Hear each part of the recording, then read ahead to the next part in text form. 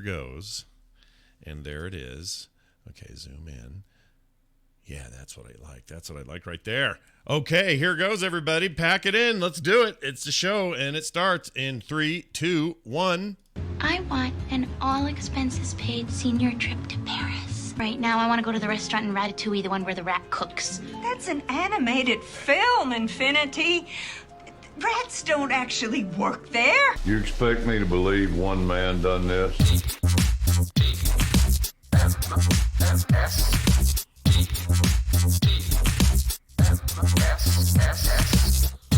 Beware of rabbits. They eat carrots. This is the morning stream.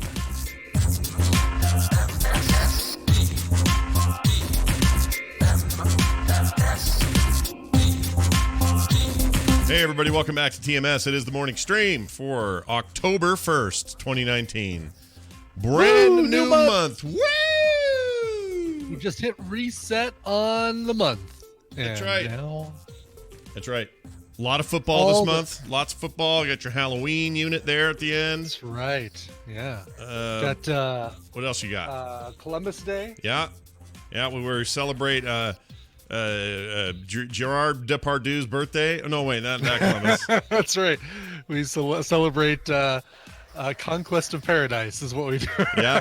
Everybody get your DVD copy out, dust it off, put that in the player. What else? October for me is like a lot of soups and jackets. I like jackets and soups. Yeah. You know, leaves are changing in the mountains. yeah. The mountains get all Butternut orange. squash soup. Yeah, dude, you're talking my language here. Time for me to start roasting some butternut squash and carving a pumpkin. Yeah, and I will wait for Kim to do it. It'll be great. Can't wait for it. Anyway, hey, it's good to be here. Somebody in the chat who I've noticed before is a relatively new person who kind of hangs around. His name is Sulfur Fart. Okay. He was here. I don't know what other show he was here for. I think it was The Instance or something. But he says, the bald guy. What's his name? So you can always tell when there's a new guy. That's Brian Ibbett, everybody. I'm Scott Johnson. Yeah. We're doing a show. Hi, Sulfur Fart. Yeah, welcome, Sulfur Fart. That's a fantastic name, and we're glad to have you here, along with all these other chuckleheads that we have in here this morning. Totally good to have everybody here. I agree. So I get weird emails once in a while. So do you. Sometimes they come in the form of weird phone calls. We play them here on the show. And sometimes they're so weird I can't avoid playing them. Now, I didn't get a call this time. I converted it to a voice file, though, because I can't do it justice reading it. But this robot voice sure can. So I'm going to play this for you, Brian, kind of sight unseen. This is apparently not just spam. This came from like a person, as best I can tell. Not automated. Okay, gotcha. As best I can tell. I'm not 100% sure. I actually clipped it as an image and put it on Twitter and let people kind of fiddle around with it for a bit. And everybody's like, oh, you got to figure out a way to have this read on the show. And I said, well, all right, we'll do a text-to-speech conversion. How about that? Now, it's a little... I love it. Okay, good. It's a little long, so I'm probably not going to play the whole thing. It's like a minute 24. But you'll get the gist, all right? So here you go. I don't know what this is, but here's this email. Actual email I got. Converted it to speech. Take a listen. Hey, thanks for the intel on the exploitation of myself through Matchstick Men on YouTube, and I'm not conning anyone. I am the son of Jesus Christ Messiah Enoch Illuminati, as Israel is 2 miles below the United States of America, and the Roswell project my father Jesus Christ and my mother during the virgin conception of myself was exactly 2,334 years ago. All right, that's kind of the thing. That's wow. It is an odd sort of end times Third Eagle piece of business, and there's no links. There's no links. That's like a normal Gmail reply address. There's nothing that says, "Hey, give me some information."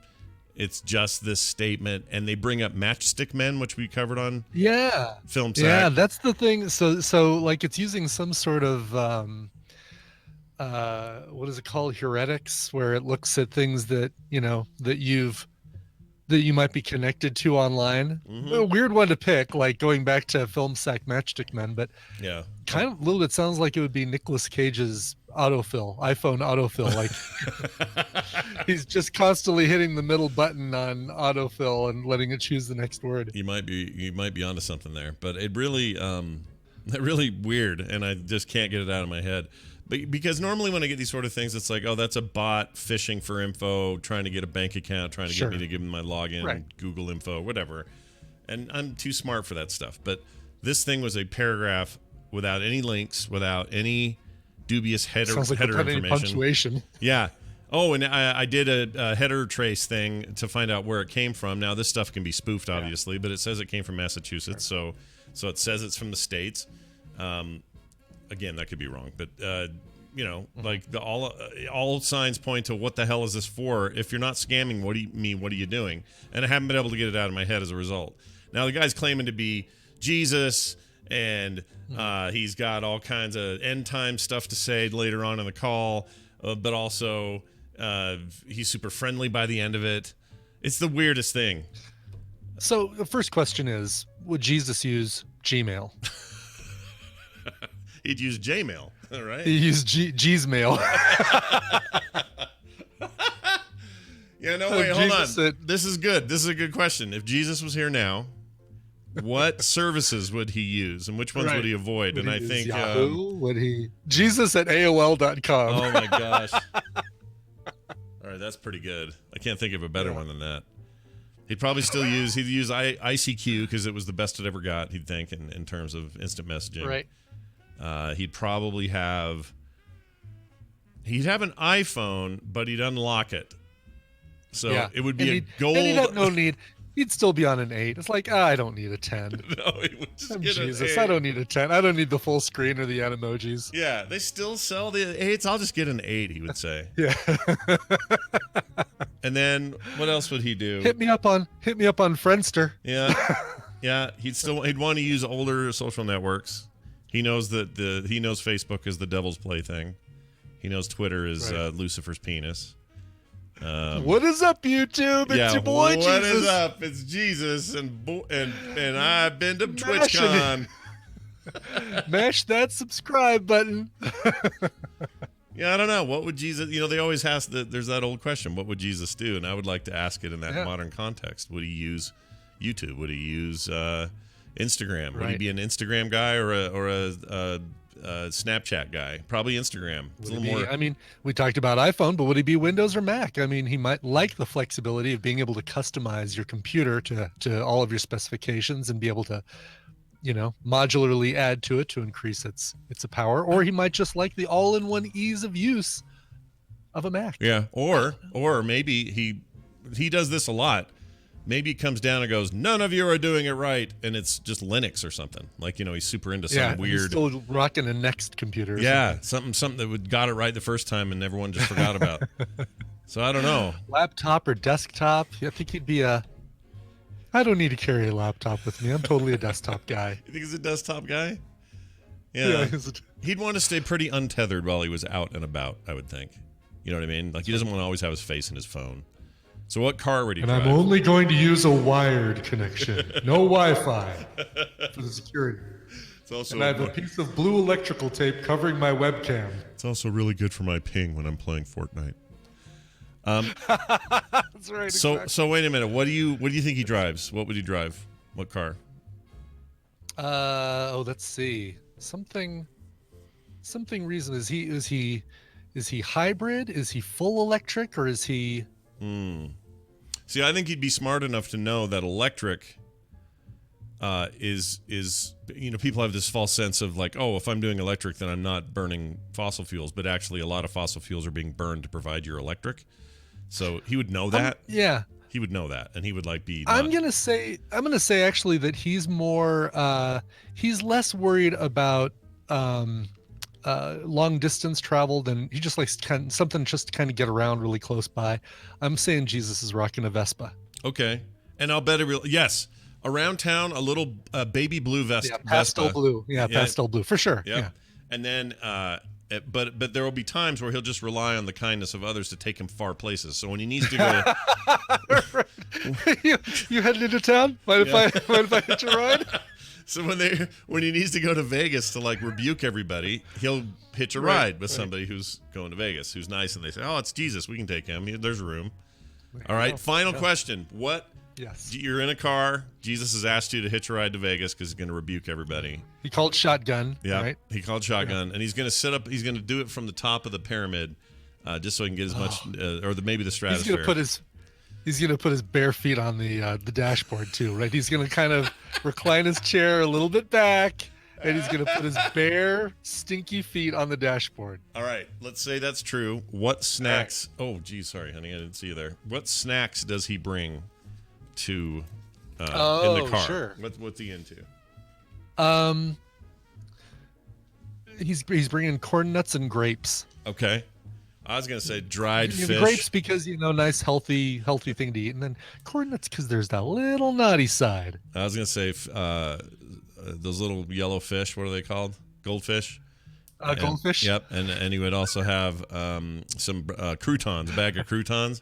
So basically, he's got bread and fish. What? Yeah, bread and fish. You know the old story. Oh, gotcha. Okay, gotcha. Bread and fish. So if he runs out of any of those, he just kind of like can make a little nod of his head, and suddenly he's got 5,000 more. He can just keep making those little Melba circles, like the ones that you fish out of the Chex Mix. Like they're they're the circles of really hard bread. Mm-hmm. The first things you go for when you see them in the Chex Mix, and then you start making your way to the Yeah, no, that's cool. He'd eat all. But what's funny is the idea that he would just eat all of those and leave everything else. I kind of like that idea as well. Right, exactly. All right, well, I think I brought Chex Mix, but it's got all the round bread pieces taken out. I think we've pretty well established what Jesus's carbon footprint would be once he got here. Jesus road trip, and then clearly, he sends incoherent emails. Do you think it's the Gap, or does he go to H&M? Where does he get his casual clothes? He's American Eagle Outfitters all the way. Oh, American Eagle Outfitters. That's a good one. That's perfect. It's still reasonably priced, but they've got. But it's not as they offer a few more prints and patterns than the Gap. Right. Okay, is he a Walmart guy? Forever 21. Allura for real might have the answer. Jesus goes to Forever 21. It'd have to be Forever 32. He died at 32. Yeah, well, and it's also they just filed for bankruptcy. Oh, really? Yeah. Oh no. They're Forever 18. Forever Chapter 18. Oh no. All right. Well, wait. So, Walmart or Target for Jesus? Where does he go? Target. Yeah, I think so too. Yeah, Target's better. Yeah. Well, I don't know. He gets mobbed at Walmart.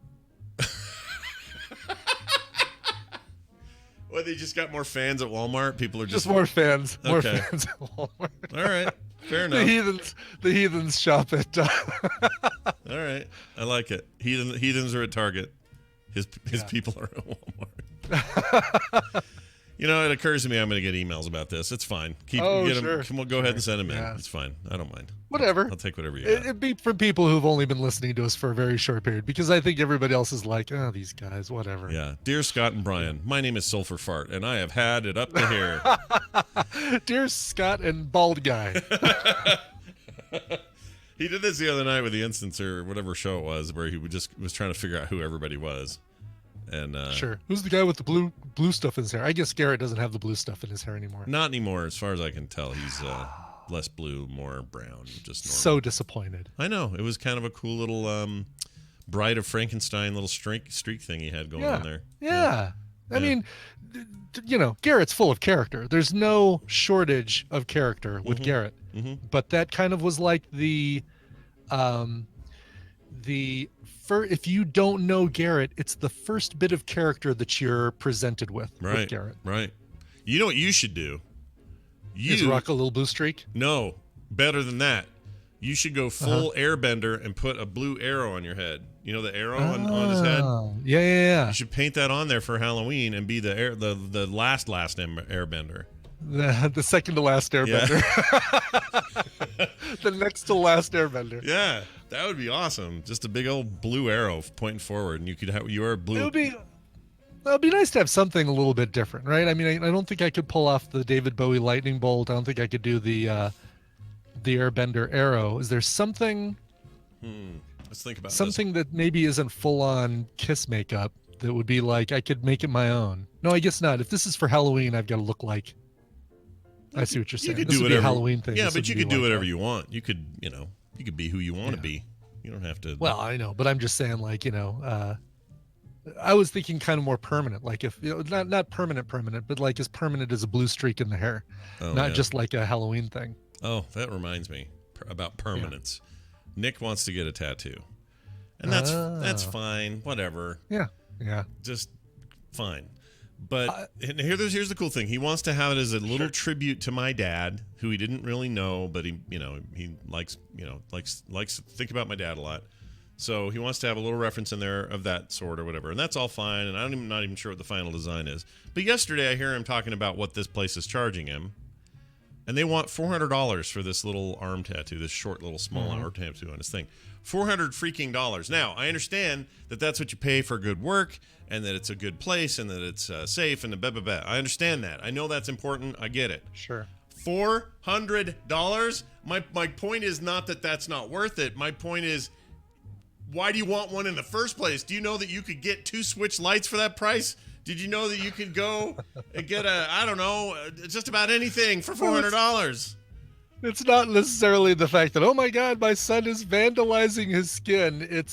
He's spending $400 that he could spend on other trivial items. I mean, at first I was like, it was the skin thing, because I was like, well, Nick, it's super permanent. You really want to have this? And you're going to not be 19 the rest of your life. You're going to grow up and you're going to go, oh man, that saggy blue faded thing. That was it was the hardest thing to get past for me when Tristan started getting tattoos. And it just, became a thing where it's like, I just got to realize that it is a completely different day and age than it was when I was a kid, and tattoos meant a lot, meant something different. You were either in the armed forces, you were a member of a gang, or or you never and I'm generalizing. There were more reasons than to get a tattoo, but you'd see more often it was like military thing, or it was a gang thing, or it was Yakuza, says the chat. Yeah, Yakuza, sure, right.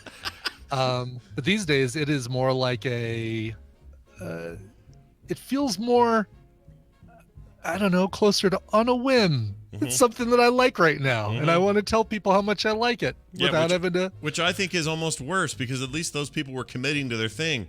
Even if it was like you're part of the 98th Airborne Infantry Unit or something, and you're all getting matching tattoos. There's meaning in that. That is like a meaningful thing, right? But if you're just like, dude, you know what I think is cool? What? A freaking goat head on my arm. Like, it's not enough for $400, I don't think. I'm just looking at the value proposition. Like, you're going to be sick of it. I promise you he will be sick of it. He gets sick of everything. He thinks he wants a thing, and then 2 months later, man, we're on to something else. I just don't think this is not the right frame of mind. I feel like saying to him, bud, wait till you're like 25, then decide. And by then he'll be like, well, I don't know. And you got to pick your battle and then stick to it, or because come at him from either the argument of like, all right, well, keep in mind this is permanent. Are you still going to want this tattoo in 10 years or whatever? Or you say $400. Isn't there something you could spend your money on than $400? Yeah. And the chat room says really, I can't remember who said it was 1C, I think. Who said good tattoos aren't cheap, and cheap tattoos aren't good. Yeah, no, that's all. That's all true. I think the part I've been pushing, and I have been not while you live under my. I'm not doing that, but I am saying to him, this is a permanent thing. It worked with his sister. She was like, ugh, I don't want to get one. It's not. I don't know if it's going to work on him or not. I feel like he might take it as a point of rebellion. And that's fine. So the first, and maybe he does his first one. Maybe you talk him into doing something smaller just to see if he's fine with the permanence of it, because you don't want to commit to doing something permanent with a large scale arm tattoo. Maybe something, I don't know, like on your forehead. No, I'm kidding. On your something in a less conspicuous place, something you can cover up with a button-up shirt if you need to, which I guess the arm tattoo would be that sort of thing. Yeah. But Tristan's first tattoo was a tooth that he had put behind his ear, because it symbolized when he was 3, we were playing, he fell down, he broke a tooth and then broke some of the enamel off another tooth, and that tooth kind of died, but it was a baby tooth. But the way it kind of altered the way his other teeth came in, two of his front 4 teeth came in fused together. Oh my Lord. And so the doctor unfortunately had to kind of, it's like a whole tooth. That's like a big giant bone coming out of your face. Exactly. And so the dentist had to kind of break him apart and do some work on that. But so he kind of wanted something to kind of commemorate that piece of him, right? That thing that was a part of his life growing up. And so I kind of get it, I mean, I'd do something to kind of commemorate. I'm still talking about getting one with Tina's waveform. Oh, right. I really like that one. That one's a cool idea. Yeah. That one I like. I thought you guys were we could do that in Vegas this year or something. I was going to do it in Vegas, but that meant no pool for a month after getting it. Oh, right. So I was kind of waiting until kind of this time of year where I don't plan on getting in any pools for the next several months. Boy, that tells you everything you need to know about what's in pools, doesn't it? Because it kind of does. That's bad. Or what's in tattoos. Holy schmoly. All right, so the chat room seems to like this narrative that I'm somehow shaming Nick. I don't care if he gets it. I just think $400 is a lot of money, and you should think about it. That's all. That's a lot of freaking money. Oh, wow. If he gets one, fine. Zoe Brings Bacon. Yeah. Zoe Brings Bacon says you can't get a job with Disney if you have a tattoo. Is that really true? Is that true? Wow. Or like a coverable tattoo, probably. Like if you've got like a... Oh, yeah. If you can I'm put sure a if shirt you've got on, a teardrop under your eye, you're probably, they're probably going to kind of pass on your application. But yeah, if you got like a big full head tattoo or a neck tattoo, so it's got to be a visible, major visible. Yeah, I'll bet that's true. Mm-hmm. When you say Disney, do you mean the parks? Do you mean probably working animation? At the parks. I'm sure if you're an Imagineer, if you're an animator or something like that, I'm sure you can get a job at Disney with a tattoo there. Yeah, but probably like Gary from Lot B, he can't be rocking his Thug Life tattoo in a place that's visible. I mean, I want that real bad. So Gary with a Thug Life tattoo. Yeah, I kind of want that. Post Malone is not going to be working for Disney, although he may in some other context. But yeah, Post Malone would not be running the Dumbo ride. That's not going to happen. Dice Tomato, so close. He was trying to do a title, Thug Life Gary from Lot B, and he wrote Tug Life. Whoa, that's Tug Life with Gary. Tug Life. Woo! That would really be a bad misspelling to have on a tattoo. Yep. No, it's supposed to say Thug Life with an H. Great googly moogly, he'd say, just like that Great googly Kansas City chefs guy. Yeah. Chefs, right. When you made a good commercial, when that thing sticks with me for like 30 years, I still think about that commercial. Totally. Googly moogly. I can hardly name another one. I think I remember the Pepsi supermodel, what's her name one. I kind of remember Michael Jackson's Pepsi ones, I guess. Well, I mean, come on. You remember Clara Peller. Where's the beef? Oh, yeah, I do remember that. Yeah. That's a good one. And you remember I Fall and I Can't Get Up Lady, and you remember... but I'm trying to think of it, I'm trying to remember, of Super Bowl commercials, because there's supposed to be this moment of all the great commercials are on one day, but I don't remember hardly any of them except for that one with the chefs. That's all I remember. What else? Name one. Were the Budweiser frogs? They got their debut in the Super Bowl thing, right? The frogs went Budweiser. Right. And maybe that What's Up thing. Did that happen there? I think that probably started the Super Bowl, yeah. I remember what was the Bar Raphael? What was the ad that she did? It was like GoDaddy or something where she had a big slobbery wet kiss with some nerdy guy. Oh, Reese. Yeah, I have a memory of that, but it's all bad. I don't like that one. That's right. Those GoDaddy ads were horrific. They still do those? Yeah. I don't know if they're big enough to do those anymore. No, I don't think they are. Yeah. Which is good. Stay away from GoDaddy if you ever want to want to move your domain to another registrar. Yep, it's bad. I recommend this is not an ad. They've never done an ad. I have no reason to connect myself to them other than I love them. But I love Hover. Hover.com. Hover's who I use. They're the bomb, dude. If I need just a domain, Hover is where to go. They're great, but they can do forwarding and emails and all the other stuff you need to do. But they don't bombard you with ads or try to get you to upsell. And they just give you a domain, and you say thank you, and you go use your domain. It's so great. Exactly. And I'd like to move it out of Hover. Guess what? Yeah. Oh, it took 3 clicks, and I moved it away from Hover to someone else. And I had some weird hack thing happen with a server once, and it involved how the domain was handled or something. They were so cool about how they helped me fix it. They were so rad to deal with. Yeah. So F off, GoDaddy. Boy, if anyone has any connections to Hover and wants to get him as a sponsor for us, that'd be great. Yeah, that'd be wonderful. And give us the Hover, be a sponsor. Or I guess we could just talk nicely about you for free like we've been doing. I'll do that, but also could you just give us free domains for the rest of our lives? Oh, I like that. Good. Because right now I pay annually for a bunch of stuff I'm never going to use. I really should just let them lapse, but I have them. Do you have a lot of domains like that you've hung on to? I have a few. I still want to do something with I have realityville.tv. Yeah. Because I feel like there's a website where we can put recaps of horrible reality shows. Wow. Like America's Next Top Podcaster. I think you've got an idea there for sure. Yeah. I was going to log in and see what I have. I have so many. It's gross. Yeah. But one day I'll use some of them. I still have I had sharpmetalobjects.com for a while, but I gave that one up. Oh, really? Yeah. That's pretty good. Even if all I kind of regret was... it. For $10 a month, holding on to that, or a year, would have been fine to hold on to that. Yeah, that one's all right. The shortest one I have is I have GURP.org.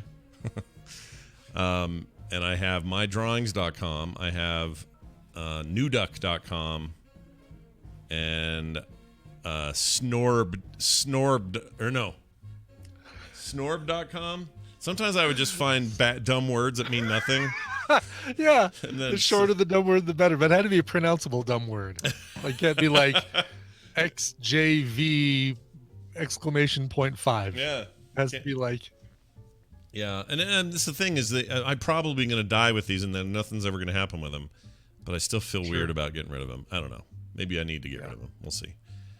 Quick email from a listener. Alan Moore wrote in. This is the famed comic writer, Alan Moore. Alan Moore wrote in. Yeah. Wow. Yeah. That guy knows the score, Alan Moore. Well, he walked out of his cave, squinted into the sun, pulled a phone out of his beard, and typed this message. He says, the subject is TMS Scott. It says, message, Scott, why are you so racist against anime? First, all your stereotypes for anime are from the 80s. Now manga aren't comics to you? Where does it end? Question mark. All right, I'm not gonna get into it too much. But how are you racist against anime? The racist may be levying a little bit of a an exaggeration at you. Yeah, anime's not a race, as it turns out. Yes, right. I don't know if you knew that, but now he does. So there you go, Alan Moore. Is it racist to say that anime isn't Is he against the fact that you don't consider anime to be cartoons? I think I made this distinction somewhere, I don't remember where, about manga and comics, and that there was a distinction between the two. That manga was... Well, we talked about that. It was last week with Brian Dunaway for that Battle Royale with comic characters that were played by 2 different people in movies. And I think you had said something about, well, what about manga? What about characters that originated in manga? And I can't remember which comic we were referring to. Oh, you're right. Yeah, I did say that. Ghost in the Shell. I think we were talking about Ghost in the Shell. Right. Because we would have Scarlett counted that Johansson, for ScarJo, playing. Yeah. Does she count? Did we count her? I can't remember. No, I didn't have her in my list, but I think I would count her because Ghost in the Shell to me is a movie based on a comic book. Right. So for me, even though that comic book falls under the race of manga. Yeah, right. But my whole thing is like, see how the manga race, the mangas and the animes are coming together to fight the comics. But my whole thing is just that I'm not saying that mangas aren't comics. I might be saying that comics aren't manga or manga. Like, I guess what I'm saying is, does it matter that one is prominent, one's not, or one has top billing and the other doesn't? It doesn't matter. My point was do you count them together or don't you? Like, do I say, here's my Superman comic right next to my Happy Friendly School Shine Happy Boy comic or whatever name it would be. That was my favorite series in the 80s. I mean, I bet the way I look at it is big circle is comics. Within that big circle are things like manga, graphic novels, comic strips. Yeah. I don't know. Maybe it's just all in the same boat, and we just don't have a term for it. So, is it comic books? Is it manga? Is it a third title that includes both? Like, I'm not saying I don't like one over the other. I think manga is great. I can't read the backwards ones though. You know, the ones where you read from right to left, back page to front page. Can't do that, dude. That's what insanity No, it feels is that? weird. Yeah, like turning the page like that. That's strange. Yeah, I like. I think Steven Schleicher will get a chance to chime in on this. We'll ask him on Monday. Yeah, we'll see. But yeah, you know what? Why didn't we do that yesterday? We should have done that. Because you didn't get this email until after we talked to him. That's a good point. All right. Yeah. Well, that's all well and good. We have a duty, though, and that is to read the news so that people can be informed for their day.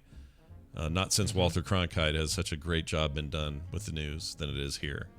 And so we're going to do that right now. This is your radio newscaster with another exclusive sensational summary of world and local events. It's the news brought to you by. Do you wonder what all that hubbub was about with World of Warcraft last week? Give The Instance a listen and see for yourself. TheInstance.net for everything you need. Yeah, a quick note about that. Blizzard yesterday or the day before, I can't remember, put a 20-minute edit together of all of the Sourfang related cinematics from this expansion, and that's all of the full rendered stuff, from everything from the intro to the most recent thing we just saw. I assume you saw the recent thing, right? I did, yep. Yeah. So they took that whole thing, and it turns out to be about 22 minutes in length, and it does it all consecutively, so it's actually it's a little out of order from the way it was fed to us. It's fed to us in the actual chronological order of the events. And it's great. It makes me go, man, if I could get a 20-minute episode of this for 12 episodes on Netflix or something, I would die. It would be freaking amazing, because that stuff it's just the best there is in the industry. There's nobody's doing it like this. It surprised me that they haven't gone that route. I mean, I know the movie didn't do as well as people would have liked, and maybe it's just we can't do live action for that sort of thing and really make it fun, but taking the stuff that they're producing on the level that they're producing for the cinematics and turning those into a series would be amazing. Yeah, it'd be totally amazing. And they don't need to go, like, they don't have to work with a third party like they had to with the movie. The movie was, you could argue the movie's problems had nothing to do with Blizzard. They were everything to do with the way Hollywood works and the way producers and executive producers and everybody tries to control everything, and directors trying to do their vision and blah, blah, blah. There's all that stuff. But, yeah, like, why not? Like, I know it's a whole new business, right? That's not their core business, so I understand. But it's so best in class, it feels like you're just missing a chance to change everything. Just do it. Freaking do it. Anyway, it was really good. You guys should watch it. Or you could listen to The Instance. And that's right. And hear all that. You can hear all that on that show. All right, check this out. A walrus, like the animal. Yeah, not the Wilford Brimley looking animal. Yeah, not the whole Beatles thing. Walrus deal. Is defending. The walrus was Paul. Oh, Paul was the walrus? All right. Yeah. Does that mean he's dead? Is that what's going on? No, it just means that they told us that in a later song that the walrus was Paul. In Glass Onion, they said the walrus was Paul, so now we know that the walrus was Paul. Oh. Glass Onion. What a dumb concept that is. Anyway. The song Glass Onion? It's okay. Yeah. It's fine. But just the concept of a glass onion is it's interesting. Anyway, an actual walrus, defending her cubs. I didn't realize that walrus babies were called cubs, so that's cool. Sank a Russian Navy boat in the Arctic Ocean. That's a bummer for Russia, but I guess that's pretty impressive. Yeah, I guess that doesn't make Russian Navy boats seem very, very secure, No. very powerful. Not at all. Humans have long known that it is inadvisable to mess with Mother Nature. And as a group of researchers from the Russian Geographical Society just learned, it is also apparently inadvisable to mess with a mother walrus. Scientists were aboard the Russian Navy tugboat known as the Altay on an expedition to the Franz Joseph Island archipelago in the Arctic Ocean this week, right before an unusual human-animal interaction occurred. They boarded a small rubber landing craft and were en route to the shore to study its flora and fauna when a female walrus attacked, sinking the vessel. Now, I would just like to say, as we read through this, Yes. it's a raft! Right, exactly. Yes. It's not some giant boat. It's not some ship. Whoa, headline sensational. A walrus bit a hole in a raft. This just in. It's kind of annoying, actually. It's not as, on the level of Liam Neeson in a rubber walrus suit taking down a Russian Navy boat, as much as it's like, oh no. Yeah. Oh, they punctured a hole in our raft. It says here that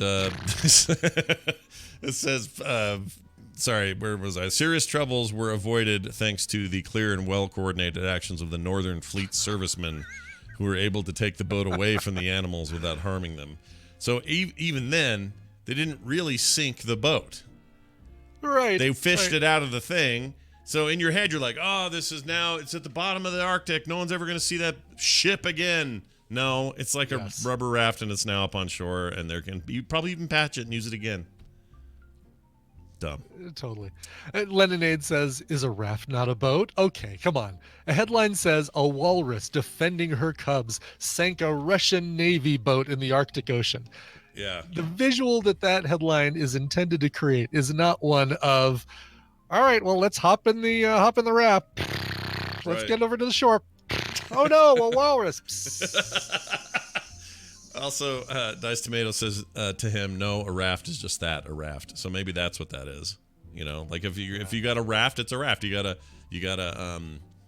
oh no, walrus attacking from side. It punch hole in the boat. What are we going to do? This is too much hassle. That's right. Oh, that's amazing. Anyway, well done, Walrus, defending your cubs. Yeah. You heard, somebody reminds me that you heard that they renamed Bodie McBoatface, by the way, right? No. You heard that, yeah. No, what's it called now? It's called the Sir Richard Attenborough or something like that, or the David Attenborough. What was it called? Yeah, it's the Sir David Attenborough now. Well, I'm all about David Attenborough getting props, but yes. That's too bad that they use that ship to do it. It is a bummer because Bodie McBoatface, like, that's all right. David Attenborough, memorable name. Don't get me wrong. Yeah. Although first I call him Richard Attenborough, so what does that tell you?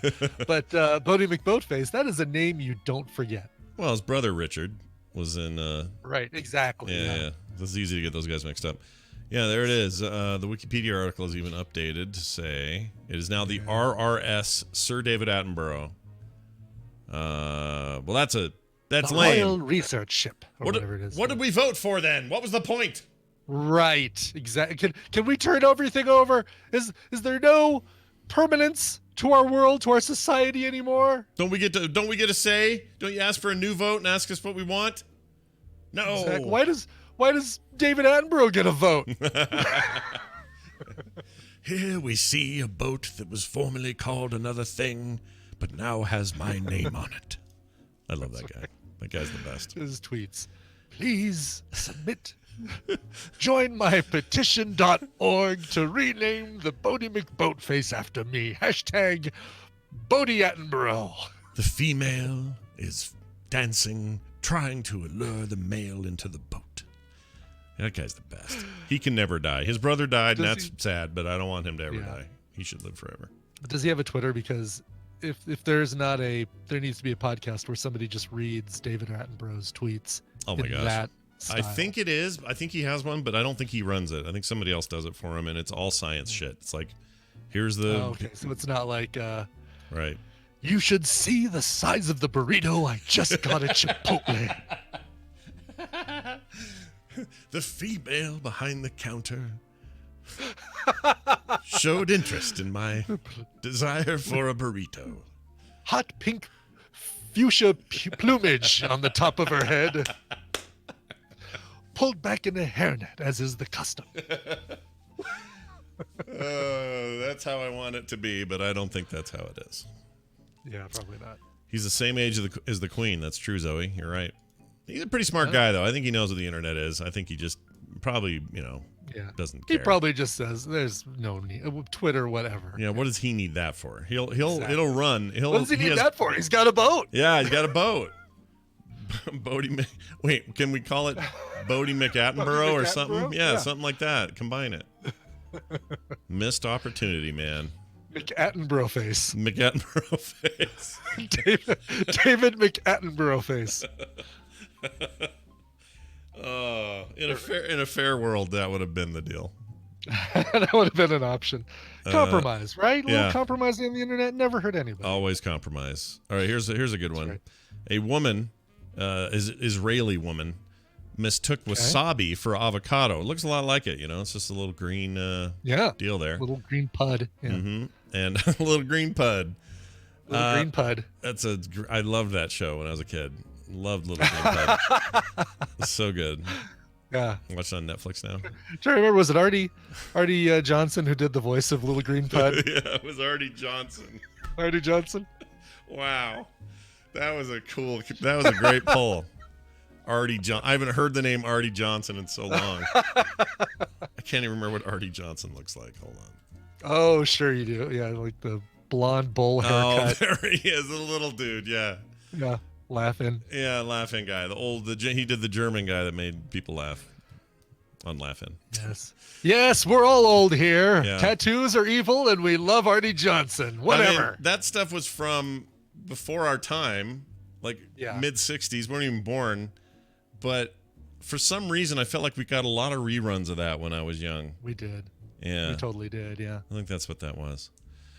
I'd be really curious when my kids all enter their adult lives, what they'll, because they have so many references now that are mine. Like they love Seinfeld. Mm-hmm. They go and watch Andy Griffith's show over and over. They've seen Dick Van Dyke, the Dick Van Dyke Show like 4 times through, completely through. That's not from their era. They don't, but they love these things. Carter loves MASH. She loves MASH. She's like on her 4th watch through of MASH. Like they're going to have, because they have so much access to so many things, I just wonder as adults if they're just going to continue to have the same cultural touchstones plus their own. You know what I mean? Like it won't be the same as like you and I when we were, 30 years past the 50s. We have no interest or connection to the 50s at all. Like, it didn't matter to us. We'd see a movie or something like Grease and go, those are dumb. And then we just move on with our 80s, our cool 80s life. But these kids, my kids, and I can't speak for everyone's kids, but I assume it's common given all of these sources of stuff. I think they're just going to have a broader cultural stamp. I don't know. I think so. I don't know. Yeah, I mean, well, all that stuff is available to them. You and I were stuck with whatever was being shown in syndication from the time we got home from school until dinner. Yeah. BMI 55 says MASH hasn't aged well. I disagree. MASH is great. Nothing wrong with MASH. Yeah. How does it not age well when its time period was even 12, 15 years after the end of the thing that it was or no longer than that. Yeah, like what 25 years after the 20 end 25 of the Korean War. Yeah, something like that. Yeah. It was right in the middle of the Vietnam War, so it was like, trying to make a comment about all that. But yeah, MASH is fine. Don't you smack on MASH. Mm-hmm. Yes, Gilligan is still on the island. He's dead, but he's there. All right. He is. Anyway, she took this, she got some wasabi, thought it was avocado, and she got hospitalized with what's called broken heart syndrome. So I thought this was interesting. I know, it's sad. It says, the unusual story began when the woman in her late 60s attended a wedding. At the nuptials, the woman, who was not identified in the report, ate a large amount of what she thought was avocado dip, only to quickly realize it was actually wasabi paste, which is a Japanese horseradish, if you're not familiar. The woman then felt sudden pressure in her chest before the feeling moved down to her arms. Sensation lasted for about, for the next few hours anyway, and she chose to stay at the wedding. Anyway, by the next morning, she woke feeling very uncomfortable and weak, decided to see a doctor. Doctors performed an electrocardiogram, or ECG, which revealed the woman had suffered from cardiomyopathy, colloquially known as broken heart syndrome. The Mayo Clinic defines the condition as a temporary disruption of the heart's normal pumping function in one area of the heart. So, lesson is, do not eat the wasabi or hot things. No. Especially, or when you're getting older. Take a small amount, and try that first. And then, see how it goes. Yeah. She didn't know. I'm visualizing Large Marge from Pee-wee's Big Adventure as being what it looked like when she took that big bite of wasabi. That's pretty good. Oh, I like that show. Is that a thing I can watch now? Probably can watch that, right? Probably can watch that. I would assume so, yeah. All right. Let's see if I can find that today. It used to make me happy. I mean, I was kind of older when it was on, but whatever. Okay, how about this one? A teenager broke into his mom's house and stole chicken heads. Oh. Question?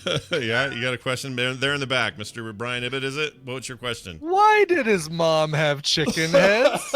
Well, let me read on and tell you.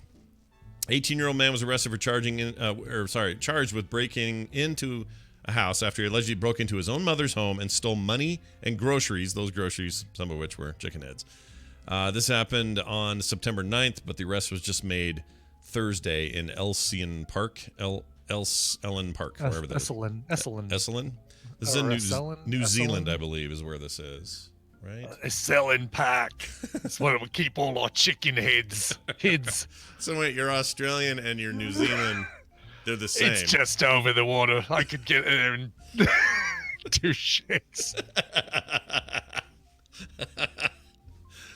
Oh. Crikey, it just takes me like a minute to go over there. Oh, my Lord. It's like Toronto and Halifax. Right. It's like Calgary and Newfoundland. Exactly. Says, let's see, the suspect's mother heard a noise outside her door, went out to investigate. She noticed that the padlock was broken, and she was still looking for clues. She saw her own son and friend trying to break in. Once the suspects were in the house, they strangled her and pushed her out of the way before making off with the money, chicken, and chicken heads she was preparing to sell. After this incident, the mother went straight to the police and opened the case. We want to appeal to the community to help track down the other suspect who also ran away. Anyway, they don't get into why she's got the chicken heads, except to say maybe... But they describe it earlier as groceries, so... Yeah. So it's maybe something that she was planning on cooking, or... Well, it says she was preparing them to sell the chicken heads, but I don't know what that is. Yeah, that's right. Yeah, like that a she was market preparing to or sell. something. Yeah, and maybe this is a New Zealand, like these are maybe some folks native to New Zealand, not necessarily, they don't all look like Murray from Flight of the Conchords. Band meeting? Bit. Oh, I freaking love him. Yeah, he's so good. Huh. Right. Anyway, so we don't know. Chicken heads. Oh, wait. The Urban Dictionary defines a chicken head as... Oh, should I even click this? Oh, good Lord. Yeah, you're going to click that link. You're taking your life in your own hands. Oh, my gosh. All right, we're closing that. Goodbye. Wait, is there a... Does it... Yeah, I don't know. Guess that was a turkey. It was a turkey. Yeah. You're Australian guys and you're from New Zealand and your turkey is a chicken. All of our chickens sound like turkeys. Turkeys down here. Oh my gosh, that's and funny. they spin around counterclockwise instead of clockwise. When you cut their heads off. You just do the most surly Australian. He's so surly. The guy just cannot be stopped. All right, final story. This is the best one. I saved it for last. Oh, good. A painting of Channing Tatum's scrotum just sold for thousands of dollars. $6,000 for this painting of Channing Tatum's. I always say Channing Tatum. Why? Right. Because there's a little bit of Nicole in all of us. Oh my gosh. And it's hanging up right there. It says, as we witnessed in Magic Mike, Channing Tatum is quite the sight to see, but one very realistic portrait of the Hollywood Titan hit eBay, and the glorious piece of the star and his scrotum sold for $6,000. This is an oil on wood painting of the 39-year-old star wearing a gray T-shirt, and that's it. With his right leg propped up, Tatum seems to or appears to cover most of the bottom portion of the painting, leaving only a glimpse of his scrot for viewers to see. Okay, so it's a painting of Channing Tatum that just happens to show a little bit of scrot. Oh yeah, there it is right there. Oh, do you have an image? I don't want to put this Captain up. Kipper just put one in the chat room. Oh Lord, do I even dare click this? He's just holding a peach between his thighs is what he's doing. What a weird painting. $6,000. Tatum, my nearly rectum. This thing went for $6,000. Wow. It looks like his legs are covered with like the thickest shag rug hair ever. Oh yeah. That's not right, is it? Yeah, no. I'll see. He's only 39. He looks younger than 39. I watched Hell or High Water last night again. Good one. Figure me this. I don't know what's wrong with me. I was in a grumpy mood. Yesterday didn't go well. It just wasn't a good day. So I was grouchy, and I thought, how am I going to not be grouchy? I know. I'll watch Hell or High Water again, which is not a movie full of happy moments. It's not a cheer-up movie. It's not the feel-good movie of the... Yeah. Right. Like, I don't know what I did that for, but I... so good, though. It's such a good movie, though. Love that movie. It's so freaking... It might be the best thing. Jeff Bridges is in it. Chris Pine. Yeah, I was trying to remember who the old grizzled sheriff was. He was fantastic in that. He's so good in that. And his partner, who he's like sort of racist teasing the entire time for being half Indian, half Mexican, but also Catholic, and almost whiter than him, and he would tease him all the time, and that guy would kind of just take it. And then that really horrible thing at the end, you realize, no, he really cared about that guy. It's heartbreaking, man. It is. What a great movie. Jackalope Ashley says, notably not in Hell or High Water, Channing Tatum. You're right. Well, yeah. You're right. It does beg the question. What made you think of that then? I don't know why I was thinking of that. Why was I thinking of that? Well, that's a weird thing to that's a really good question. Why did I think of that? I don't know. So I've been starting to watch Mindhunter, which is also not another, also not a feel-good movie. Really enjoying it though. It's really good. But if I'm tired, like I usually watch something before I go to sleep. Yeah. Tina goes to bed. I lay next to her with the iPad and I watch a part of something before I fall asleep. Yeah. So I'll be, I might do Mindhunter, but if I'm starting to feel tired, I don't want to watch that because I don't want to wake up and have been partially watching something that I'm have to watch over again. Right. So I was like, all right, well, what else is there? And I opened up Hulu and there's like a Disney 90-minute commercial made to look like a television program, variety show about the new Star Wars land in Disneyland. Oh, that seems like a thing to see. Sure. It was kind of fun to watch, right? I mean, I watched some of it and it's got Kaylee Cuoco and Haley, what's the woman's name from Haley Steinfeld? Modern Family? No. Maybe it's not Haley. I know who you mean. The older daughter, right? Or is it the middle? The older daughter who will perennially look like she's 15, sadly. She doesn't change. All the other kids have changed. She doesn't change. Yeah, exactly. I don't know what's wrong with that person. You know why? Because she was already like 22 playing 17 when they started that show. Mm-hmm. So I think she was already going to be whatever adult she was going to be. But the kid, Luke, what the frick? I know. He doesn't look anything like. You know what he's like? He's like the kid from Harry Potter, the fat kid that's now handsome. Right, Neville Longbottom. Yeah, it's like they somewhere replaced Luke Dunphy with another actor. It feels like it. He looks so different. But anyway. Yeah, totally. Anyway, so I watched that because it's like that's my kind of feel good. I didn't want to watch something dark in the middle of the night if I woke up and needed to. Yeah, Mindhunter is definitely that. I mean, it's not. Yeah. The thing is all mental. So it's not like you're going to witness some violent scene you can't get out of your head because they don't do that. Mm-hmm. It's just you're going to have some creepy interview with that dude with the glasses and you're going to go, my gosh, this guy was real. Yeah. Like, I cannot believe the stuff he did. Oh, it's so good, though. Man, that show. It's really good. Bill Tench. Can you believe he's that Indian kid? I know. Native American. Sorry. from Creep Show to the Native American. Yeah. Even though, Back then they would have said Indian, and also back then they did say it. I think George Kennedy says that 11 times during that vignette. Yep. During that. Yep, and Bill Tench is a white dude playing, Right. what the crap? That A was very so weird. convincing Native American, actually. Like, he pulls it off. No, really he well. fooled me, and I didn't know any of this until Yeah. Randy brought it up on the show, and I was like, "Are you kidding me? That's him." Because I think about Bill Tench all the time. That guy's my spirit animal. I don't know what's going on with him, but I love him. So far, he's been great in Mindhunter. But the three leads, I think, are fantastic. Oh, they're all great. The girl from what's that show? The kind of X-Filesy kind of show that she used to be on. Oh, Fringe. Yeah, Fringe. She's great. Oh my gosh, she's good in this too. Oh, Did you not know that was I her? don't think I've gotten to her yet. Oh, Anna Torv? yeah, she's totally in this. Have you not gotten to her yet?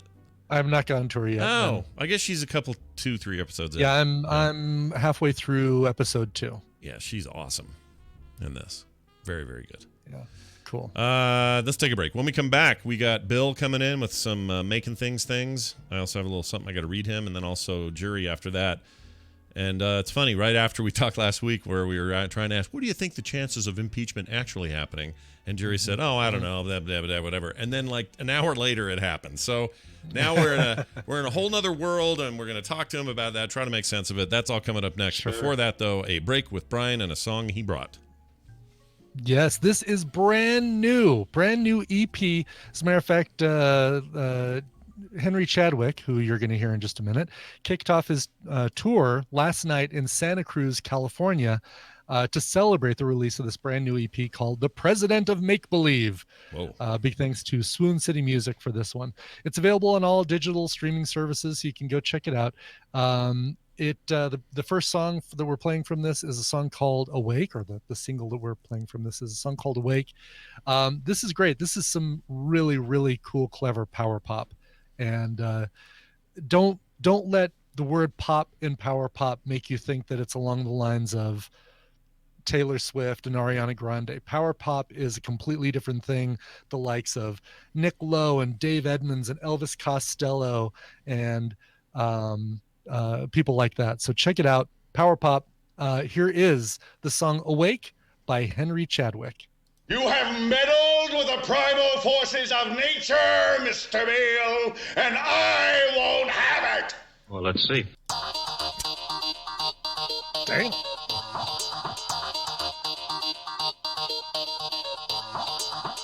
Beware of rabbits. They Poop. Hold on.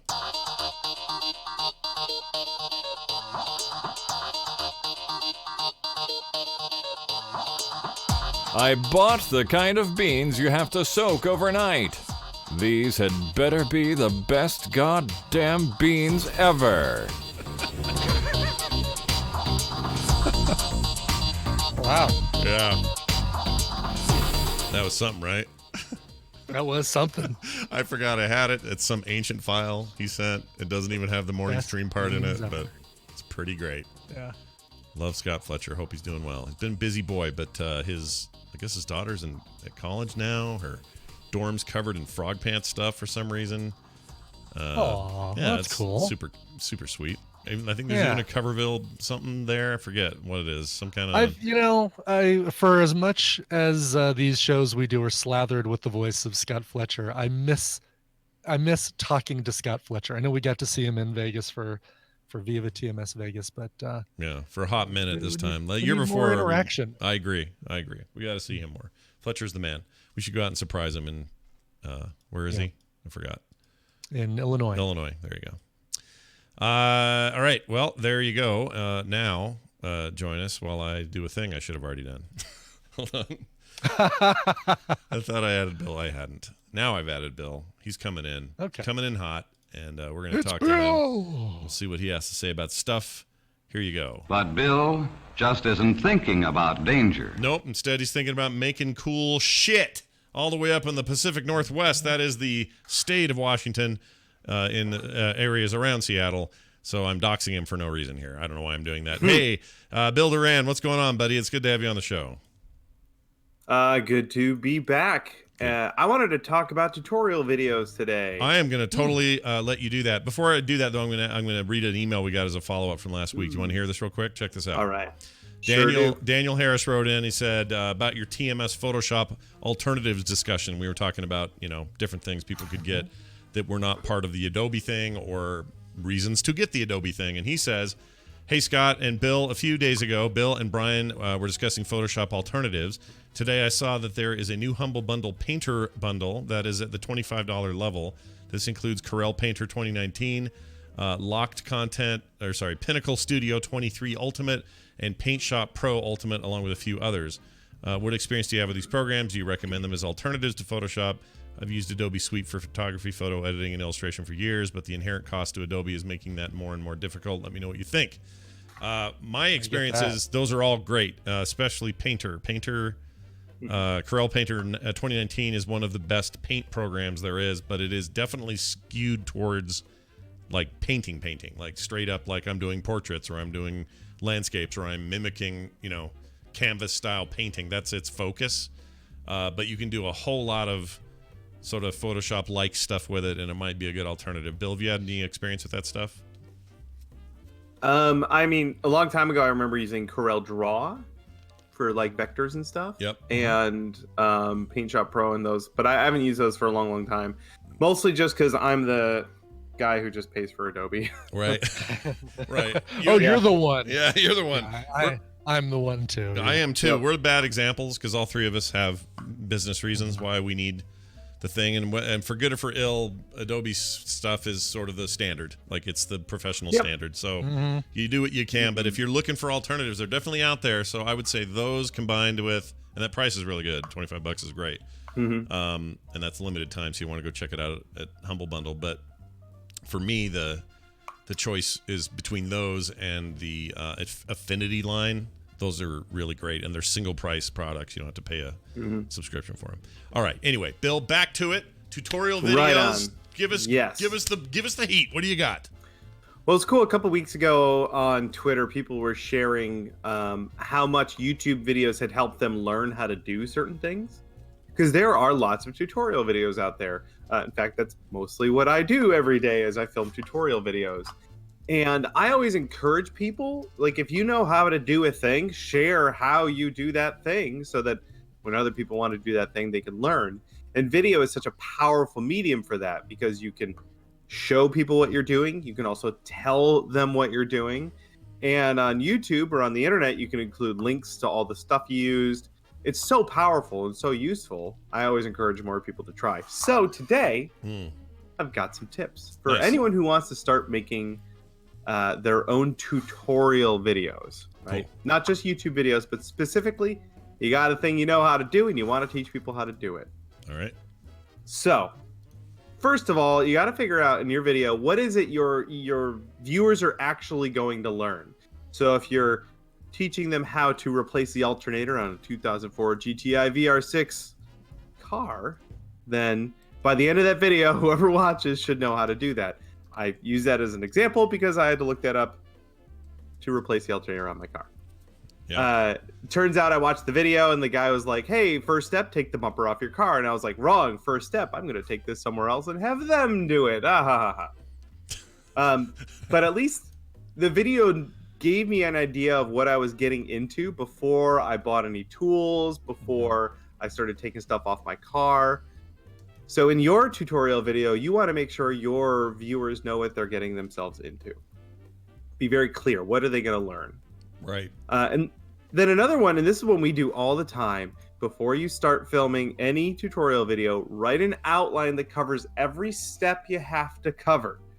If people need to learn something, you can't skip any steps. You have to be comprehensive. Otherwise, the video won't do the thing it's meant to do.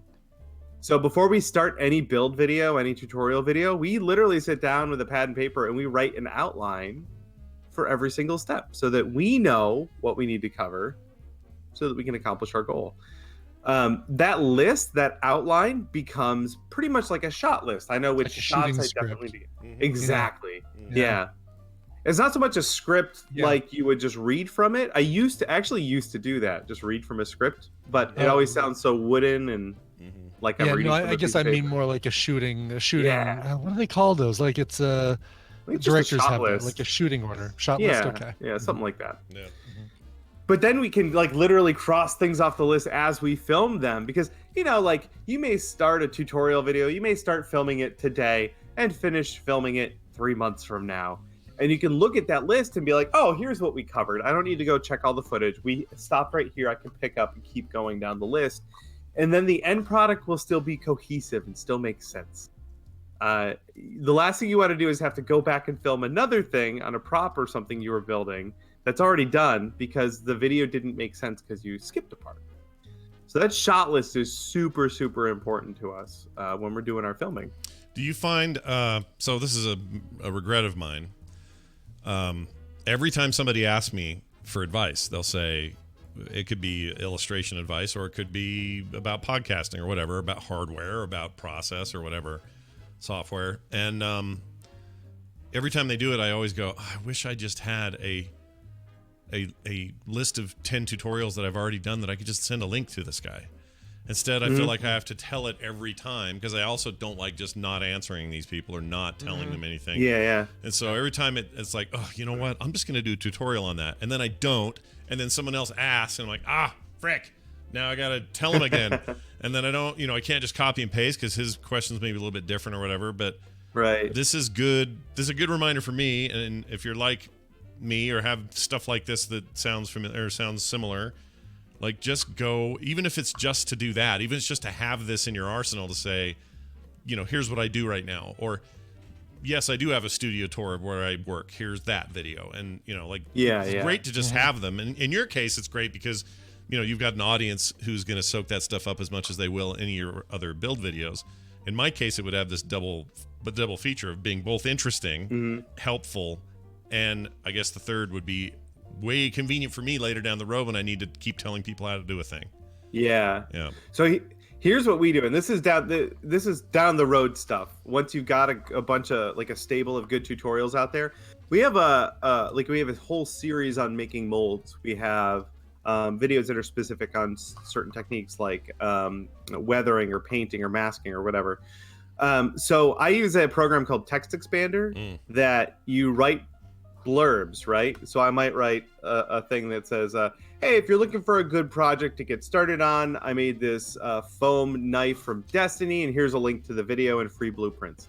I'll write that as a paragraph, and then in Text Expander, I put a snippet with a key. So I use the letter X. So if I type X foam knife, right, it replaces that text wherever I type it with that blurb. So if I'm on Twitter, or if I'm in a YouTube comment, or if I'm on a Facebook comment and someone asks me a question about mold making, I can type X mold making with no spaces, and this program will replace it with a blurb that says, oh, you're interested in mold making, here's a link to all our videos on mold making. That's smart.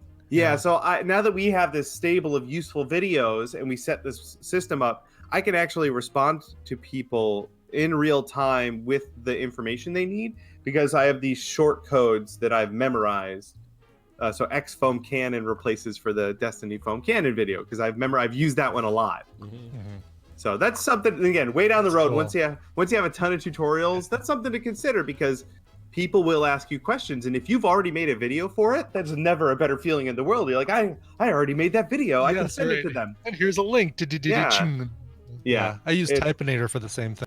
That's awesome. Same thing as Text Expander. Hold on, tell me about Typinator. I've heard of Text Expander. Is it what's their deal? Typinator does the same thing. It's I don't know why I got started on that instead of Text Expander. There was some incompatibility that I had with Text Expander or something like that. But Typinator is let me see if I've got a link I can copy and paste. Is it a what's the pricing on it? So Text Expander is like $4 a month or something.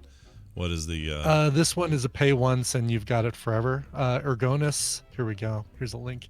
Ergonis.com is the company that makes it. Interesting. Yes. Here's a link. I'll put a link in our chat. I'll also put one in Ergonis, bring the ring to me. It sounds like a Lord of the Rings character. Yeah. And their website does look like it was designed a generation or two back. Yeah. It does a little bit. Well, it's good to have options, but the concept sounds like it's the same. A great way to sort of accumulate your thoughts, your feelings, or whatever into better tutorials. And I'll bet this could be. It sounds like the kind of thing you could use for all sorts of sort of. Oh, here we go. $24.99, but you have it forever. It's not like a monthly. Oh, that's pretty good. So it's like pay once, own it forever, and it does exactly the same thing where you can say, X cover song, and I can type that, and it automatically replaces that with whatever I want. And I use it. I use it constantly for doing chapters when I'm doing podcasts or short. I type AA address, and it replaces that text with my mailing address if somebody needs it for something. That's cool. Super, super easy. Yeah. That's awesome. All right. Well, 2 great ideas that go great together.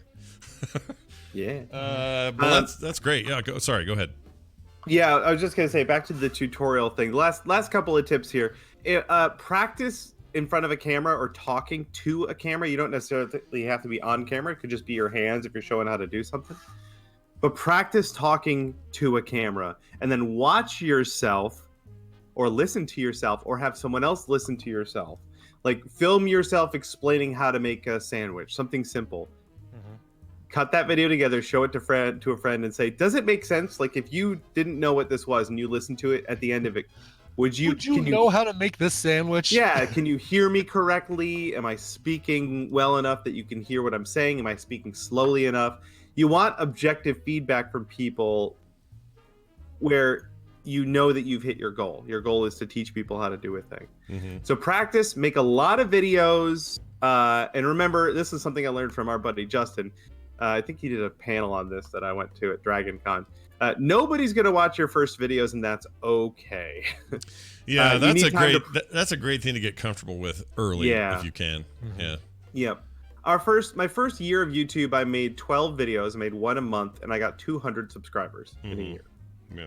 That's great. That was a year where I could cut my teeth, screw up a lot, and still hardly anyone has ever gone and watched those videos. So it's like a safe space to suck. Is really what it is. That's smart. That's really smart. Yeah, and podcasting's the same. You can create, go back to some of your early stuff when the show wasn't huge, or any show. I mean, this show, the problem with this show is we launched strong, so we had a lot of people already, so we kind of didn't have that luxury. But if you're just starting out, it's a great way to just put it out of your mind. Don't worry you didn't get 5K your first week. Just go for it. Like Bill says, screw up, F it up, and then build on it and do better. And before you know it, you're Lord of the Flies. There you go. Well, that's awesome. Bill, as always, great advice. Do you have a bonus thing for us this week? A bonus link? I do. ClickSpring has not put out a video in a while, but he just put one out. He made a card press. It's for playing card decks. It's a metal press that smushes the cards nice and flat. It's just a really ornate decorative metal thing, and he made it all machined and hand engraved, and it's gorgeous, and I love it. So the begs the question, what is he taking existing playing cards and making them flatter, or what do you do with the playing card press? It's a magician thing. If the cards are buckled a little bit, they can I've done this before, they can react poorly for a trick. Sure. There's a knack to it, but yeah. I guess it's not that important. This is kind of an archaic thing, but it's kind of neat. Yeah, his videos are gorgeous. Holy crap. Oh, yeah. ClickSpring does not mess around. Yeah, look at that. That's really something. And he works out of a workshop that's about the size of my closet. It's tiny. Yeah. Well, he's a wizard. Yeah, he seems like one. I'm super impressed, and I've only just started watching this. All right. Excellent. I love... looks like is he making a butt plug? What is this thing? Sure, that's it. Yeah, that might be it. Anyway, that's the ClickSpring account or channel. Yes. So go watch that and enjoy it because Bill's right. It looks really good. Bill Durant, everybody. PunishProps.com. You can also find him on Twitter at Chinbeard. And look forward to seeing him every week right here on TMS on Tuesdays. Bill, have a fantastic week. See you later. Bye-bye. Bye-bye. Bye, buddy. All right. Justin Robert Young incoming. Yeah. Stuff to say, things to cover. Here come the judge. Here come the judge is true. Whoa, hold on. Focus on that guy. There we go. He's coming in hot, and we're going to do one of these once he does. These are their stories. Oh, I'm terrible with names. Justin Robert Young joining the program all the way from Oakland, California. Justin, welcome and good morning. Oh, hi. How are you? Oh, hello. All turned down again as usual. I don't know why your volume's low, but it is low again. I don't know why you're the only person for which. Oh, no. I bet you it's this great app, Discord. Yeah. Is this a recording? Yeah. Are we playing a show from last week It or the might week be. before? It might be. For some reason, your volume's just low every week now, and I don't know why. Now it's fine. Whatever you change is good. I just love the fact that it's always something different. Yeah. Yeah, maybe. I don't know. It does always seem to be me, and it does always seem to be Discord, but it always seems to be you as well. So there's like a nice little three-way triumvirate of. No, Scott. We've both determined that there's a middle thing for which it's both of our problems. Yeah, and I don't know what it is. I've given up, but you sound great now. Now you sound great. Hey, Justin, here's the funny thing. Last week we had you on and we talked about the idea of impeachment and whether or not it would happen. Right. Yeah. And then that night it happened. Well, it was announced it was happening, that they were proceeding. And Nancy Pelosi said that she now for the first time supported impeachment, an impeachment inquiry. Right. Which is just sort of your investigations part of it. You create articles of impeachment, meaning points of like, all right, here's where we believe the president violated his oath and or law, blah blah blah, all that, and then you combine all of those, whatever those are going to be, and then you do some hearings, and then eventually you vote. And you present it to, you basically have to present it to the Senate, where they are required by law to hold basically it's like a court, I guess. Yeah. A trial, I should say. Yes. And then they vote and whatever. So that's where we've come. I guess I don't even know where to start this week, except, I always like to seek understanding. I feel like you've got a good finger on the pulse. You must have really enjoyed all of this from the standpoint of like, man, the rhetoric is out. Rudy Giuliani is on fire. Like a lot of crazy talk happening all over the place. I mean, the chaos is fun to a certain degree, but I'm curious if you have any takeaways about whether this is even remotely successful, given the Republicans have a Senate majority, even though there have been whispers and rumors behind closed doors that a whole bunch of them are prepared to vote yes and get him out of here and finally be done with this. Like, what do you think is the chances are? Oh, yes. I can't remember who said this. Somebody said, not Jeff Flake. Somebody like Jeff Flake, who has friends in the Senate, says that Flake said that he implores now former Senator Jeff Flake said that he implored people to vote their conscience and vote him out and find your soul again and all that. A Trump foe on the way out. Yeah. No, but it was somebody else, and it was something about there's internally there are 30 senators ready to vote yes on this, and they're just holding their cards until the right time or whatever. I don't know if any, who knows? That's like the most hearsay ever. I have not seen that. Yeah. That would be big news if it were true. You did see a 20-point swing in polling from last. Well, all right. So here's what we got to watch on that. If you're looking at polling, what the big 20-point swing was: do you support the inquiry into impeachment? Right. Which even some Republican members of the House have said that they support an inquiry into doing it. The real question here is, and again, all right, so let's do the very basic refresher course, like you mentioned. Impeachment does not mean removal. There have been 3 serious impeachment pushes in our American history.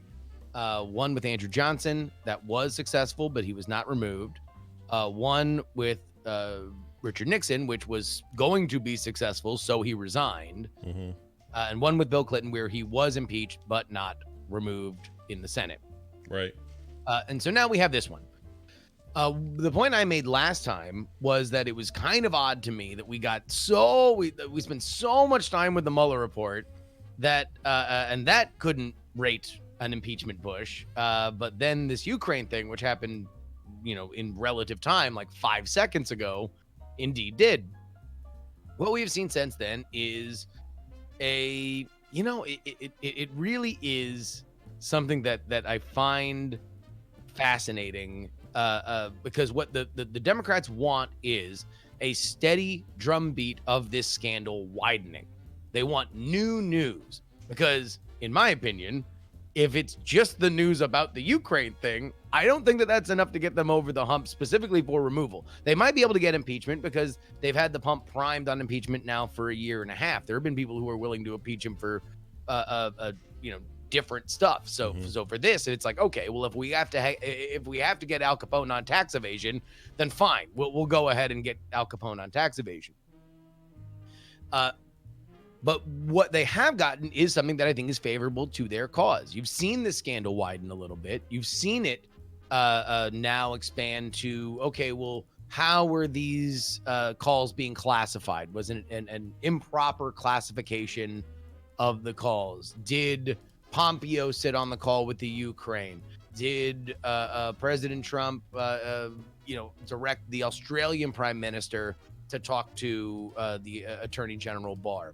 And so now, whether or not any of that actually connects back to Ukraine or connects back to any kind of wrongdoing or connects back to the initial whistleblower report, which is theoretically what we are still talking about, doesn't necessarily matter, because what you want is fear, uncertainty, and doubt around the idea that Donald Trump is a lawless president who is doing some lawless stuff. And that's ultimately what we have here. Right. So do you think, given all of that, I mean, there's this other aspect of it that I'm no lawyer, okay? I don't know nothing about that. I ain't no fancy lawyer. But there are lawyers who keep saying that every day he keeps adding impeachable things to the list because of the stuff he says. They argue that, if a president is conveying the idea that if you do a thing to me, there will be civil war, which he said in a tweet.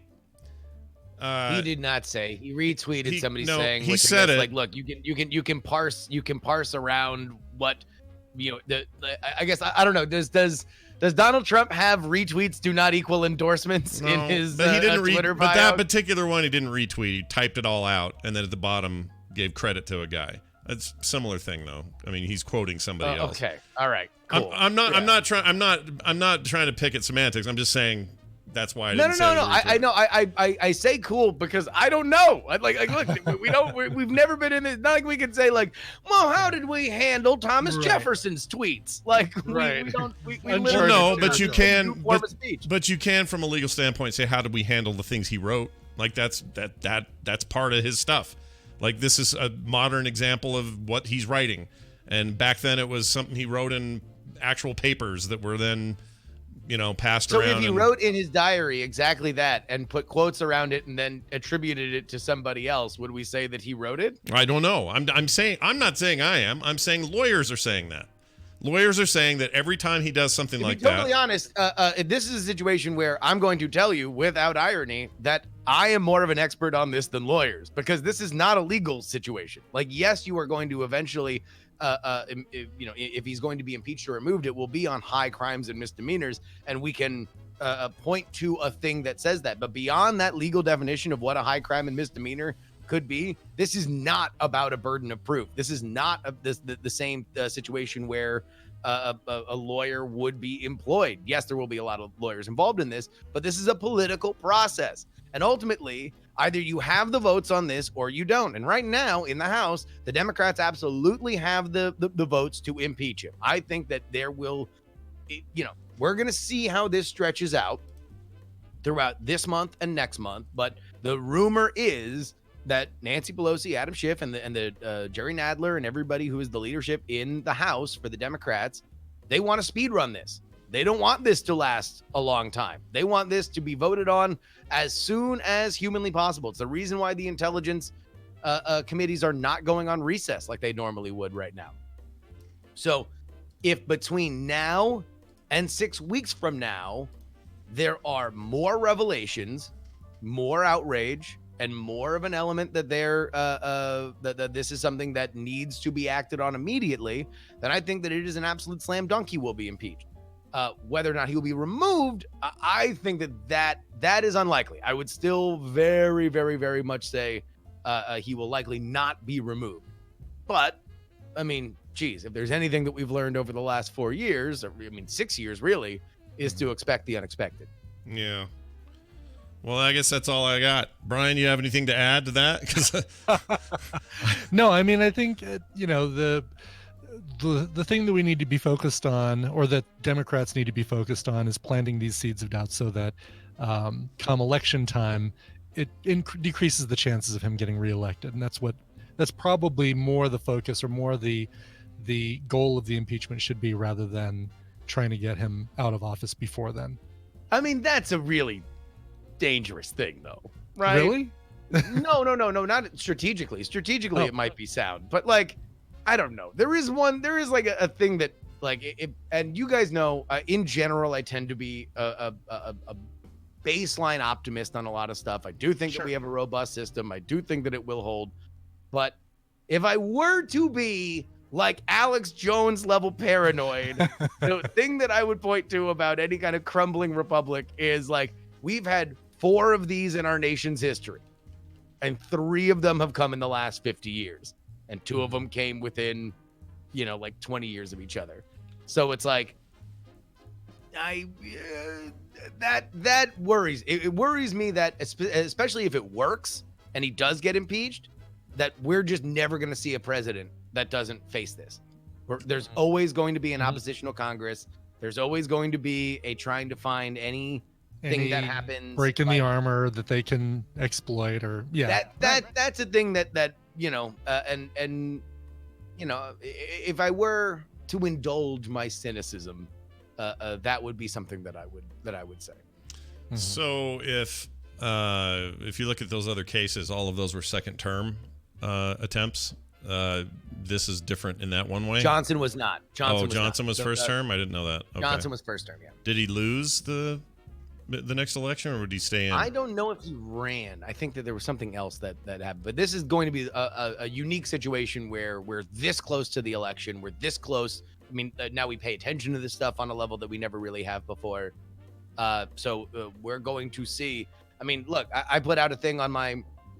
Everybody who listens to PX3, you can go to bit.ly/PX3 survey, because I'm like looking to restructure the podcast, because I thought we were going to be able to make some changes in like January of next year, but this pretty much ensures that we are going right into we're going to go impeachment and removal right into the 2020 election. Like it's going to be a seamless, we're already on the ride. In case you were wondering if you're going to have a chance to take your breath, nope. Like, it's already on. Buckle up, because we're going to the mall, loser. Yeah, I think you're right. I think it's going to get real weird, and it'll be fascinating to see. Like, I think a lot of people. I say a lot of people. I don't know. Many people actually feel this way, but I got to assume there are people that thought that this would all pressure a resignation. That this would finally be enough for him to go, okay, well, this isn't worth it. I'm going to get out of here. I'm going to go out screaming, but I'm going to go out, resign, start my TV network, and go Trump crazy for the rest of forever and build this brand. I think no matter how much he wants to get out, he won't do it, because it would be letting somebody else win. And he won't do it. Page 18 of The Art of the Deal. Don't let somebody else win. Well, I mean, he's also insanely popular amongst his party. He's like Reagan popular amongst his party. Like those people don't leave. Like, you need to be unpopular within your own party to leave. Yeah, it feels and like. By the way, any of Flake's friends that might be popping off to him in a group text, there's going to be a thought that goes through their head. Do I want to cross in the hour of need somebody that is 90% popular within the party that I still plan on making a living? And if there's one thing that you can absolutely count on in the mind of a politician, is how do I get mine? Yeah. That's depressing, isn't it? I don't know. I like it because at least we know what we can count on with these guys. Yeah, like, no, that's true. It still sucks. To me, the bigger problem is when you think that they're not about that. Yeah. Well, I mean, I don't know. Like whatever. I just have this. I have an unreasonable expectation of the people who would run for office and serve the public. I guess. Only took me half a century to learn that, but I figured it out finally. They're all bad. Justin, any other cool things going on this week? You got shows? You got other stuff you want to mention? Yeah, well, I'll tell you what. I would encourage everybody to go ahead and take that survey, bit.ly/px3 survey. We are trying to do our best to make sure that we get a better continue to rock and roll with the program. We're crossing like a Patreon threshold that might give us a little bit of extra money to maybe put to a budget to do cool stuff, but I don't want to do anything until I know what you guys want. So if you've listened to the show, go ahead and take it. If you've never listened to the show and only listened to me here on the morning stream, then I would encourage you to get on over to bit.ly/px3 survey and let me know your thoughts. Have a fantastic week. All right, Brian. Thanks, Gerbs. See you later. I guess he's gone. Yeah, he's gone now. Trying to do a little troll management in the chat. Oh, do we have trolls? Who's trolling? Got one. Oh, I missed it. Who I do like, the dissenting opinion. I feel like having different opinions is what this world is what it's all about. However, when they start getting insulting, when they start using homophobic slurs or we're getting some of that. That's not good. It's just gotten into that. And, well, there you go. bye-bye. See you later, Junior Pubs. I hardly knew you. Actually, I literally didn't see anything you said. Well, we'll happily listen. Again, different opinions is what makes the world go around. But if you can, right, and if you're gonna throw out a homophobic slur, spell it correctly. Oh, he wasn't even doing that. I missed all that. I missed the whole kerfuffle. It's too bad. Yeah. All right. I missed the drama. All right, that's gonna do it for today's show. Now, here's the deal. This show is a crowd-funded effort. It's a brand new month. It's October 1st, 2019. And that means time to get on board, yo. If you want to be a part of this big monster, you can support it by going to patreon.com/TMS. That's patreon.com/TMS. And honestly, there is no better time than the first of the month to do it because you'll get all those cool rewards for October that you're entitled to as a supporter of the show. So go check it out. Read up on it. That's at patreon.com/TMS. There's also some changes coming to that soon with just a kind of a restructuring of the levels. And that'll be really cool. So check that out. And thanks everybody who already does. We really appreciate it. Frogpants.com/TMS for everything else you're going to need. Brian, we should get out of here, but with a song. Let's do it with a song, shall we? Joshua wrote in and said, "Hey, Scott and Brian, my wife is scheduled to have our second child on October 1st. She might be in the delivery room right now. I want to give her a shout out for being a great mom to our 3-year-old son and the best wife I could ask for.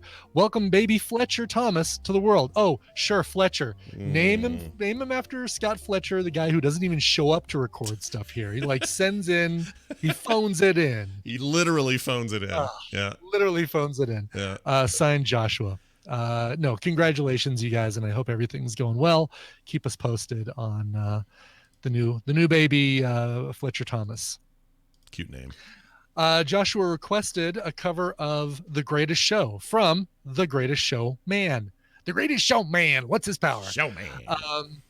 So a couple of years ago, obviously the movie came out. Shortly after that, a cover album came out called The Greatest Showman Reimagined, which featured covers of all the songs from the soundtrack. In a couple of cases, multiple covers of songs from the soundtrack. If there was ever a band that was born to do a cover of the theme song, The Greatest Show, it's Panic at the Disco. It feels like the song that Hugh Jackman performs as part of the movie was written for Panic at the Disco to cover. And guess what? They covered it as part of this album. Here is Panic at the Disco with their cover of The Greatest Show. This show is part of the Frog Pants Network. Frog Pants Network. Get more shows like this at frogpants.com. Shut up, old man. I ain't going nowhere. Jeez. Yeah.